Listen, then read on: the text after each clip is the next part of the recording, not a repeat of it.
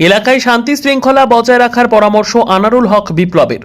এলাকায় শান্তি শৃঙ্খলা বজায় রাখতে কর্মী সমর্থক ও সাধারণ মানুষদের নিয়ে বিশেষ সভার আয়োজন আনারুল হক বিপ্লবের।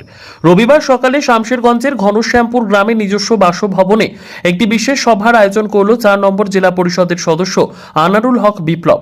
এদিন মূলত এলাকায় শান্তি শৃঙ্খলা বজায় রাখার আহ্বান জানান কর্মী সমর্থকদের, পাশাপাশি কারো প্ররোচনায় পা না দেওয়ার আহ্বান করেন। এলাকায় কোনো রকম অশান্তি যেন না ঘটে, সকল এলাকাবাসী ও কর্মীদের সুষ্ঠু স্বাভাবিকভাবে চলার পরামর্শ দেন। উল্লেখ করা যেতে পারে, শামশেরগঞ্জের একাধিক ইস্যু নিয়ে সোশ্যাল মিডিয়ায় পোস্ট ঘিরে শামশেরগঞ্জ জুড়ে শোরগোলের সৃষ্টি হয়েছে। পক্ষ বিপক্ষে একে অপরের প্রতি একাধিক অভিযোগ উঠেছে সোশ্যাল মিডিয়ায়। বিপ্লব ফ্যান ক্লাবের সকল সদস্যদের ও সকল অনুগামী সহকর্মীদের বিপ্লবের পক্ষ থেকে কোনো রকম প্ররোচনায় পা না দেওয়ার পরামর্শ দেওয়ার পাশাপাশি এলাকায় শান্তি শৃঙ্খলা বজায় রাখার জন্য আবেদন করেন।